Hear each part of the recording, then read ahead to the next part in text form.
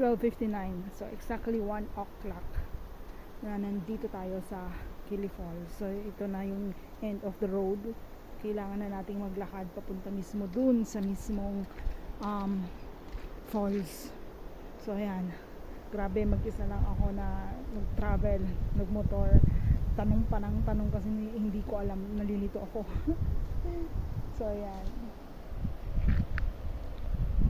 So dito na nga tayo mag-uumpisang maglakad. Nasa 100 to 150 meters siguro ang layo mula dun sa pinagparkan ko papunta dun sa mismong falls. Nung una nga medyo hesitant pa akong ituloy to kasi nga mag-isa lang ako, nakakakaba. Hindi lang kayo ang nakakabahan pero syempre pati ako, at sabi nga malayo nga daw. At nung napagtanungan kong tao, sabi niya it takes nasa 2 to 3 hours pa bago ko marating yun. Eh nasa Luba na mismo ako at alam pa namin yung way ha, sabi nila. Eh ako naman daw hindi ko pa alam yung way, kaya baka lang ha, baka daw aabot ako ng mga 3 PM na nandito. So sabi ko, paano na lang yung pag-uwi ko? Di magagabihan na ako kung 3 oras yung papunta doon, tapos 3 oras pabalik. Naku, aabutin ako ng gabi na. So sabi ko, ay hindi ko na yata itutuloy. Pero nanaig yung eagerness ko na, ay, ano ka ba? Kung hindi ko tutuloy to, eh ano na lang, 'di ba? Eh andun na ako, nakalahati na ako. Nandun na ako sa mismong Luba.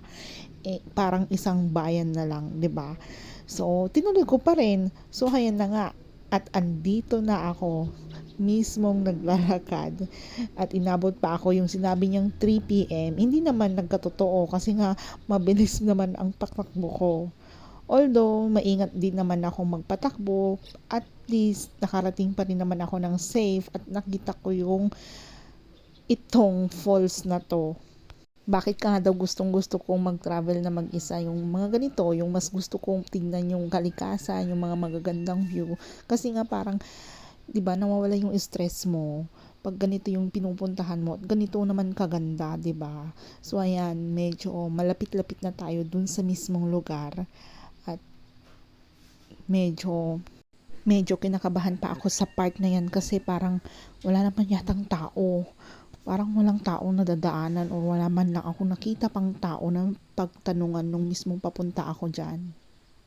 By the way pala, nung pumunta ako dyan, hindi na ako dumaan sa mismong tourism office ng Tubo, kundi dumiretso na lang din ako dito kasi may nagtanong sa akin kung magpapaalam pa ba ako or what. Hindi na ako nagpaalam. So yan, diretso na lang din ako dito mismo sa lugar.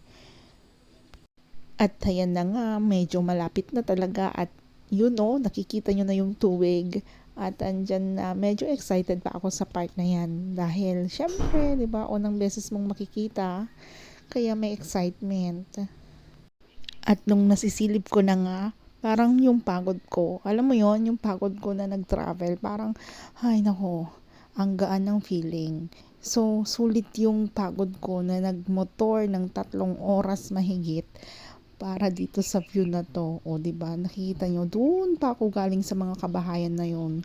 So ayan na nga, at andyan na yung falls. O diba, wow!